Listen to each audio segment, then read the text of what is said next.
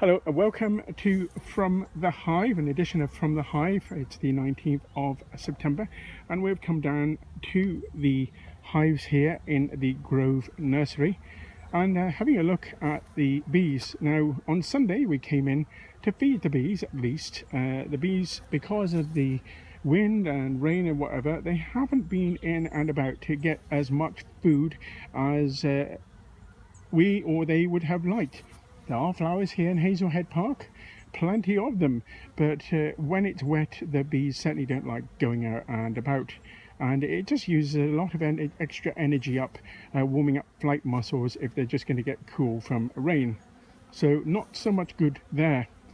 Now on opening up these hives, temperature is about 14 degrees Celsius here in Hazelhead Park today, and we've found that the bees, particularly in the Abigail hive, not only am I looking and to see what they're bringing in, but usually quite often if they're being really foraging and successful, you would see pollen baskets on them and they'd be going in there. Now there are various reasons why they may not have pollen baskets, and they are at the moment in the Abigail hive especially stressed out, and they certainly haven't really managed to lay down anything like as much as the other hives, and yet they've actually had more by way of sugar solution. We started feeding them, I'm sure we started feeding them earlier.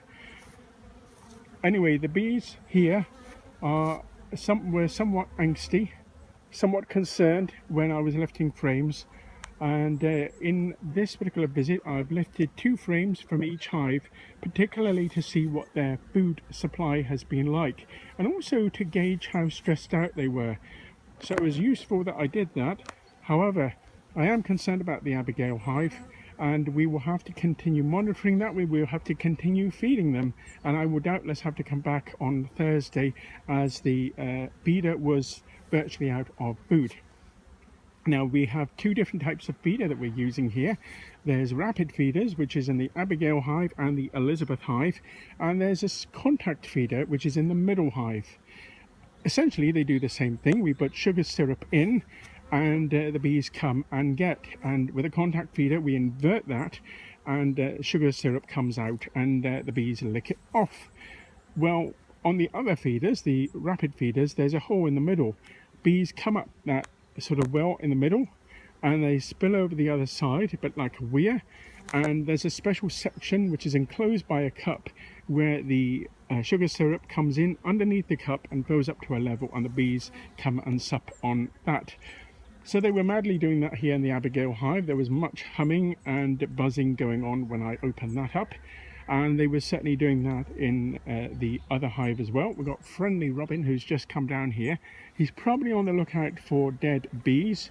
That's his food and it's his right to do so. So it's good to see him about, because they do help to clear up. So by clearing up the dead bees, it also means that there's slightly less incidence of disease, so the birds do us a good turn. Now I'm very pleased to say that in contrast to Abigail hive, we've got the Chloe hive, which last year was the most unbelievably feisty hive, and these bees are now just so pleasant to work with.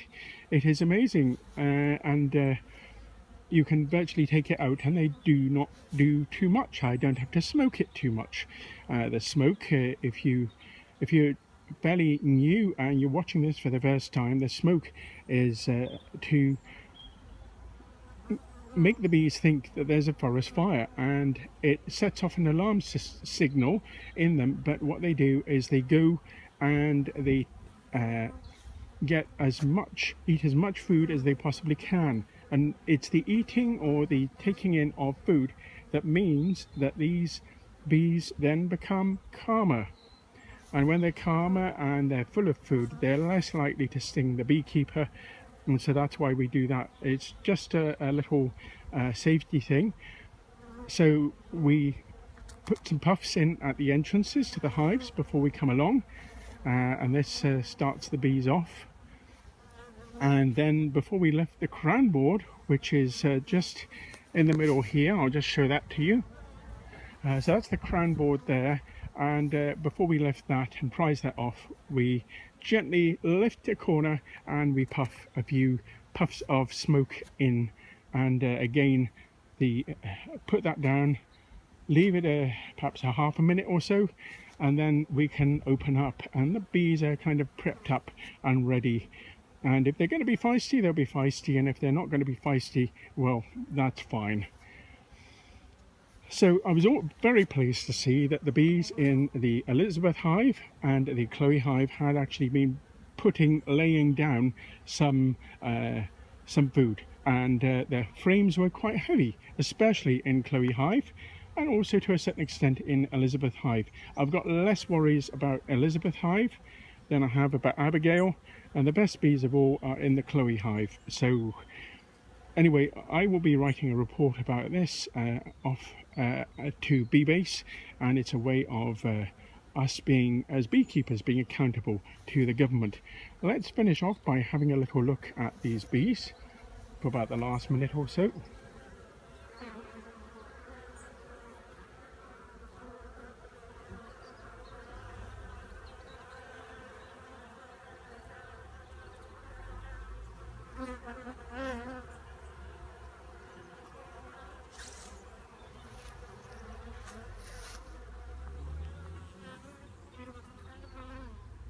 One thing I am noticing about the bees certainly coming out or going in about the Elizabeth hive is that they do actually have some